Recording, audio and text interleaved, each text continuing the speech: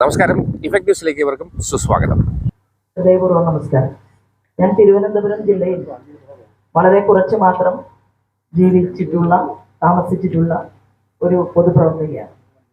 ഞാനിവിടെ നിൽക്കുന്നത് രാജ്യം ഭരിക്കുന്ന ഒരു പാർട്ടിയുടെ പ്രതിനിധി എന്നുള്ള രീതിയിൽ നിങ്ങൾ ഉരുക്കഴിക്കുന്ന ചർച്ചകളിൽ നമുക്ക് സ്വന്തമായിട്ടുള്ള രാഷ്ട്രീയം മാറ്റിവെച്ചുകൊണ്ട് അനന്തപുരിയുടെ വികസനത്തിന് വേണ്ടി എല്ലാ രാഷ്ട്രീയക്കാരും ഒരുമിച്ച് ചേർന്നുകൊണ്ട് ഒരുക്കിയെടുക്കുന്ന നൂതനവും എന്നാൽ പാരമ്പര്യത്തെ നിലനിർത്തിക്കൊണ്ടുള്ളതുമായിട്ടുള്ള വലിയ വികസനത്തിന്റെ മാറ്റത്തിന് എല്ലാവരും ഒരുമിച്ച് ചേർന്നുകൊണ്ട് ഒരാവശ്യം ഉന്നയിക്കുകയാണെങ്കിൽ ആ ആവശ്യം ഒരുപക്ഷെ നമുക്ക് സംസാരിക്കേണ്ടി വരിക കേന്ദ്രത്തിന്റെ നേരത്തെ സൂചിപ്പിച്ചല്ലോ, ഇപ്പോ ഉൾനാടൻ ജലഗതാഗതത്തെ കുറിച്ച് നമ്മൾ ചർച്ച ചെയ്യുന്ന സമയത്ത് അതൊരു പക്ഷേ ഉന്നയിക്കേണ്ടത് നമ്മുടെ തന്നെ ഒരു മലയാളിയായിട്ടുള്ള IAS ഓഫീസറാണ്.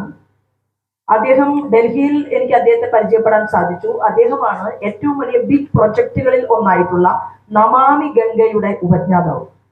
അപ്പൊ നമാമി ഗംഗയ്ക്ക് വേണ്ടി പ്രവർത്തിക്കാൻ ഒരു മലയാളിക്ക് സാധിച്ചുവെങ്കിൽ അനന്തപുരിയിലെ മാധ്യമ സുഹൃത്തുക്കളും അല്ലെങ്കിൽ വളരെ പരിണിതപ്രജ്ഞരായ ആളുകൾ, ഗ്രേസ് ടീച്ചറൊക്കെ ഉണ്ട് ഇവിടെ, എല്ലാവരും ചേർന്ന് എക്കണോമിസ്റ്റുകളുണ്ട്, ജോണേട്ടനെ പോലെയുള്ള, രവിചേട്ടനെ പോലെയുള്ള രാഷ്ട്രീയ പാർട്ടിയുടെ ഉന്നത തലത്തിൽ പ്രവർത്തിക്കുകയും എക്സ്പീരിയൻസ്ഡ് ആയിട്ടുള്ള ആളുകളുണ്ട്.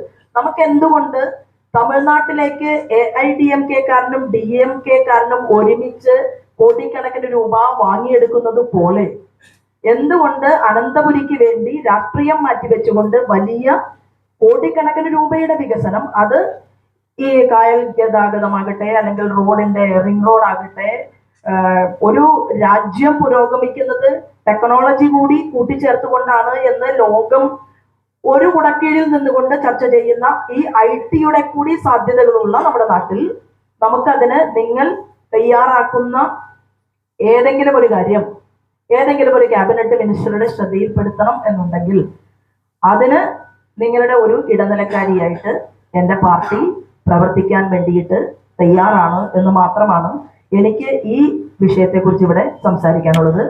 മറ്റു കാര്യങ്ങളിലേക്കൊന്നും ഞാൻ കടക്കുന്നില്ല.